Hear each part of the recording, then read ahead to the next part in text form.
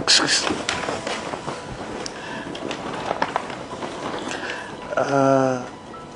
Nag-apply ka? Oo, bakit? Wala. Nagtatanong lang. Tagal naman ni ma'am. Chef ka din? Oo, chef ako.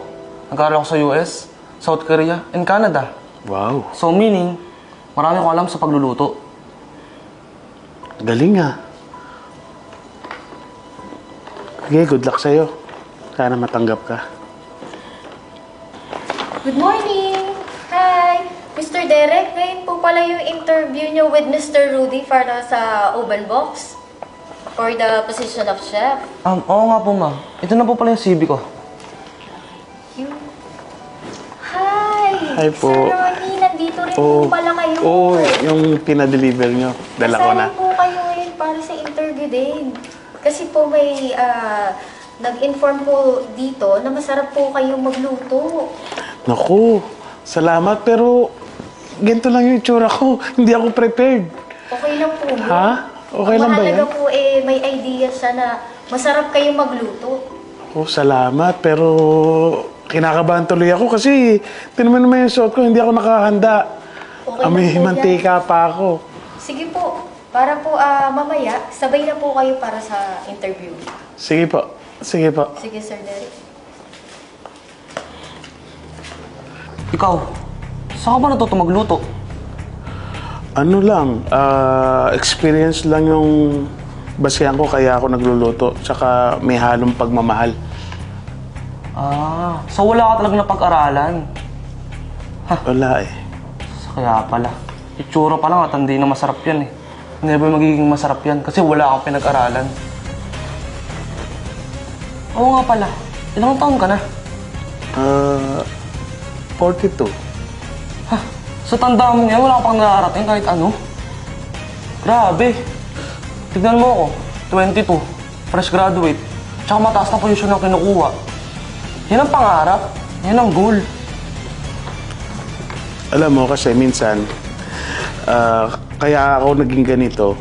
Siyempre, sa hirap ng buhay, kailangan kong magtrabaho agad.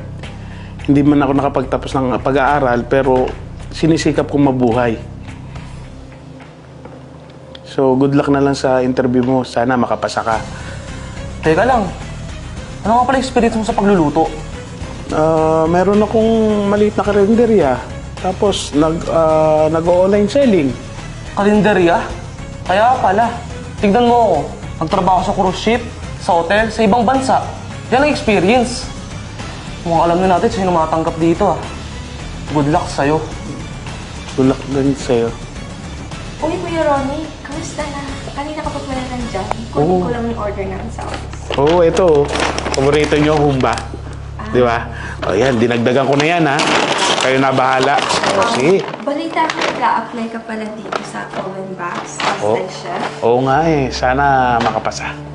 Good luck sa'yo, ha? Oh, thank you. Welcome. Sir Derek, it's your turn for the interview. Please follow me.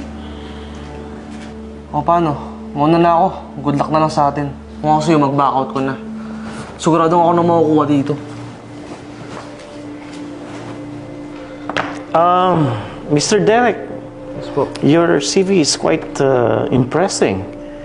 Actually, binasa ko tong CV mo. Ang dami mo palang experiences. Hindi lang sa Pilipinas, but all over. Parang sa Singapore, am I right? US, Yes po. and mga big hotels, ha? Well, very impressive tong CV mo. Thank you, sir. And yung natikman ko tong luto mo na chicken, stir-fried chicken. Yes, sir. Masarap siya. Actually, thank you for coming here sa aming company, Oven Box. At mabibigyan kita ng position, definitely. Kasi kailangan ko yung mga katulad mo, mga bata at maraming mga experiences at napaka-dynamic. So, bibigay ko sa iyo na assistant chef muna. Is that okay with you? Sir, huwag naman assistant. Nakita niyo naman dyan, dami kong experience, oh. Nag-aaral ako sa US, Singapore. Tsaka makikita niyo dyan, sir, nagtrabaho kay Gordon Ramsay. Di ba? Pwede na. Huwag naman assistant. Alam mo, Mr. Derek, naiintindihan ko yung pinagdaanan mo and yung mga experiences mo. Pero dito sa Oven Box Company, nag-i-start talaga sila from yung kung ano yung pinakamababa para makita ko yung yung mga ginagawa mo kung talagang para dun ka sa position na yan. But since maganda nga yung mga experiences mo, kaya gagawin na kagad kitang assistant chef. Marami ka nang nilampasan. So, hindi ka pa ba masaya doon? Eh sir, hindi naman kasi talaga katanggap-tanggap eh. Sayang naman pinagtrabaho ko sa ibang bansa kung ganito rin bagsak ko. Balik na naman ako sa hirap. Pero sige, tatanggapin ko na. Basta makapagtrabaho ko dito, okay na yun. Okay, then it's good. Joyce, pakitawag mo na nga si Mr. Ronnie. Hi sir, pinatawag niyo po ako? Ay, Joyce, oo.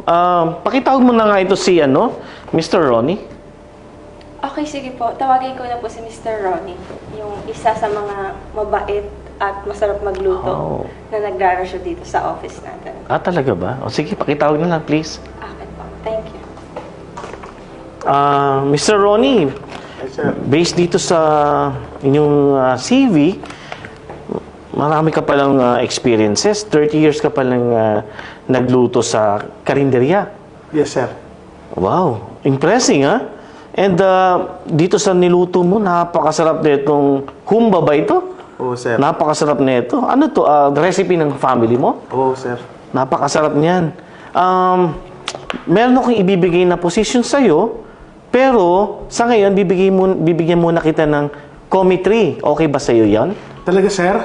Naku, maraming salamat, sir. Alam mo, pangarap ko talaga makapasok dito sa company nyo. Kaso lang, talagang wala akong kakaya na mag-apply kasi yung pinag-aralan ko, mababa lang eh. Kaya, Well, wag mo isipin yun. Dito sa Oven Box, malaki ang future mo. Pag-aaralin ka pa namin. talaga, sir. Oo.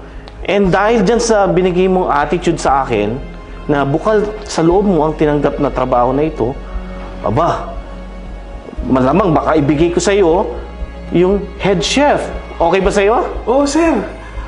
Payag na payag din ako doon, sir, ha? Dahil napaka bait ng puso mo, napaka ganda ng kalooban mo, at hindi ka nagrereklamo. Yan ang mga gusto ko sa mga tauhan ko, sa mga staff ko dito. Lahat sila dito is talagang mapagkumbaba at talagang bukal sa kanilang loob kung ano man ang posisyon na binibigay sa kanila. Well, congratulations, Mr. Ronnie. Salamat, sir. Salamat. And congratulations din sa iyo, Mr. Derek. Right? Sir, bakit ganun? Undergraduate naman siya eh. Ba't siya yung ginawa mong head chef? Ako assistant lang. Alam mo kasi, Mr. Derek, ang pagtatrabaho talagang nagsisimula sa mababa. At dapat, sa pinakita mo sa akin, is dapat nagpakumbaba ka, hindi yung masyadong makapobre. Saka dapat, bukal sa loob mo kung binigyan man kita ng posisyon na dapat nga magpasalamat ka kasi blessing yan sa'yo. Dapat magpasalamat ka pa rin. At tanggapin mo ng buong loob, buong puso. No, hindi yung dapat marami kang alinlangan. Kaya alam mo sa buhay natin, ang mga tao na katulad mo, na maltas ang pinag-aralan, dapat marunong din tumingin sa mga taong mabababa at dapat nire-respeto natin. Katulad ni Mr. Ronnie. Kahit na gano'n ang pinag-aralan niya, pero mataas ang experience niya. Dapat nire-respeto mo kung ano yung experience niya. Okay? Pero welcome pa rin kayo dito sa Oven Box. Sana may natutunan ka sa araw na ito, Mr. Derek. Sige sir. Thank you po.